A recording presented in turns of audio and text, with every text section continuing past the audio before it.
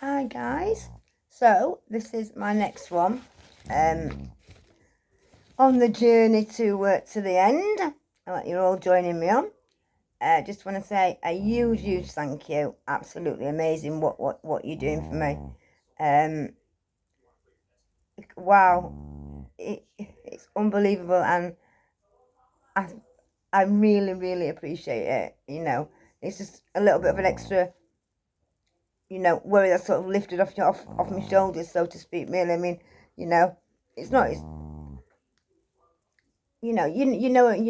Obviously through my life I've used drugs, and I'm still using drugs, just nothing compared to, like I have it in the morning, because obviously I wake up not very well, but the crack I couldn't smoke it anyway if I even wanted to, really, but it's not that I'm worried about, because I think drug addicts kind of seem to just find money for drugs. I don't know, but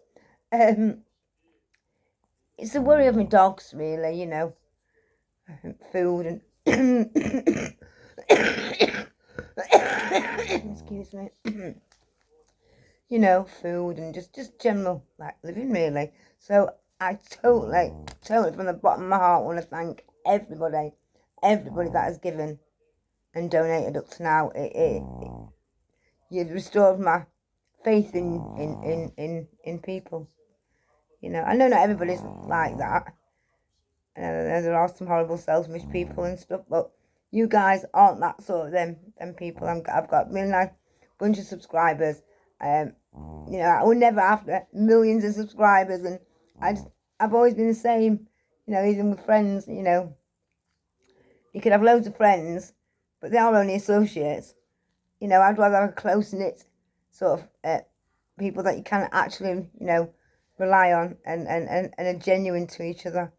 And although I couldn't help anyone financially right now, I would help anybody in any way if anybody wants to talk. Don't think because I've got this going on and then, the end is sort of nearer and I've got things to plan, does not mean that I'm not there for each and everybody who watches this, because I am, and I still am. So always bear that in mind.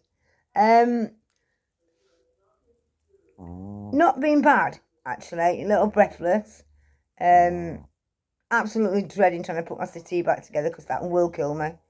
It takes me about, God, an hour and a half to do it, because I have to sit down. I put one cushion cover back on the other.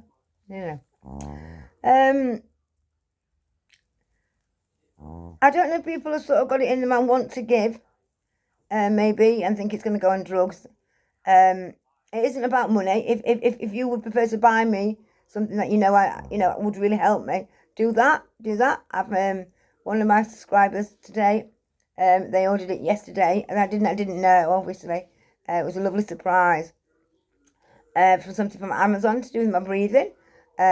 So she's bought and sort of sending me that, and I'm just waiting for that to come. And it's lovely. It's lovely. I mean, I honestly can't remember the last time that somebody bought me a present. I can't. I really can't. Every Christmas that I've that's gone recently, I just I'm sat with my dog. I don't have a present to open or so much as a card. I mean, that's my fault. I suppose. Family not. Not really a lot of things. Anyway, guys. So I'll tell you what I've been doing. I'm drifting off there. Sort of making plans with Miles, actually, and that is really upsetting me. But I don't want it to be a topic that I've sort of put off and leave to the end. So with it being so important to me, I'm doing that first. And see what you guys think. Is obviously when the time comes, and obviously I do pass away. It's been I've told everybody, the person who's kind of nominated, that I want Miles to actually be on my lap when I take my last breath, when I die. And then my friend, a good friend who helps me quite a lot, they're going to sort of go down as sort of living here Well, they will be, because obviously I'll need care. So obviously when I pass, they'll be entitled to my little flat, which then will not as so much upset Miles, because he's going to be, upset that I've gone, because you've seen the bond, you must have witnessed the bond on how Miles is with me. It's a very strong bond that both me and Miles, that both of us have got, I mean, I've got the camera, I've got the phone set here. I'm literally using him as a table, for the phone and stuff. He's just there. It's sort of always stuck to me. So the transition will be made like that. As you know, I've got Elvis as well.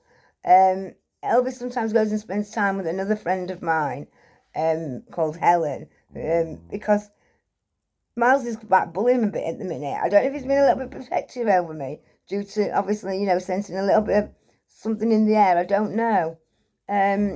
And obviously Elvis is a little bit older. So, Miles is a little bit older than Elvis, so he wants to go on. He wants a little play, doesn't he? So loud. So my friend's going to have him, and I'm going to sort of make it so Elvis leaves while I'm still alive, and then that bond, just me and Miles at the end.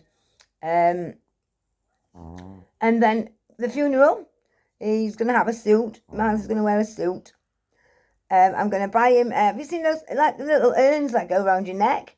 And you put like somebody's ashes in them, maybe a loved one or a pet or whatever.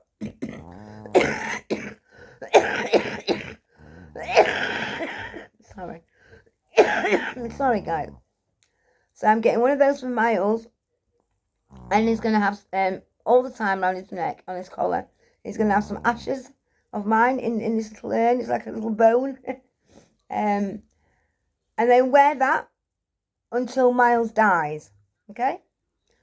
So when he does pass away, my friend will get my ashes out, mix mine and Miles together, and we're going to be scattered together. Not sure exactly where I want scattering yet, but that's what's going to happen. So what do you think, guys? I mean, I know I would, I'll talk to Miles. I haven't gone to see now, don't worry, but and it's one of the hardest things I've ever done. The love that I've got for this dog is absolutely beyond words. And you're going to think, oh, you should, you love your kid. I do. But Miles has been there for me, I feel, through everything. And it really does feel like I'm always making arrangements for a child, to go into the care of a family member.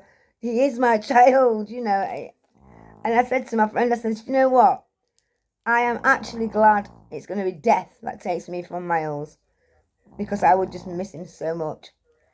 I also had a look at what songs I sort of want playing at the funeral. I've just wrote those down. I want Forever Young. Oh, I can't sing, so don't ask me to say it. We want to be forever young. I'm just singing. I want that, but I want the hardcore version, because that's what brings me my memories back. I want R. Kelly, World's Greatest. Now, I know some people frown upon R. Kelly, and we're not going into that debate, but it is a song that I had played at my mum's funeral, so it really does mean something to me. And then I want See You When You Get There by Coolio. And maybe Heaven Is a Place on Earth by Linda Carlisle. And I'm in the middle of looking at making the, the sort of, they're like funeral books, what do you call them, sort of, where you're giving them when you go into the funeral. And I'm in the middle of designing that at the minute. So yeah, guys, I thought I'd obviously update you, as I said I would. And I've now got my, I can't remember what I was going to say. Oh God, see what I mean? My memories must be going. I've already got the everything wrote down for the prison video, so I promise you now I am doing it right this second after here. But I'm uploading this one first.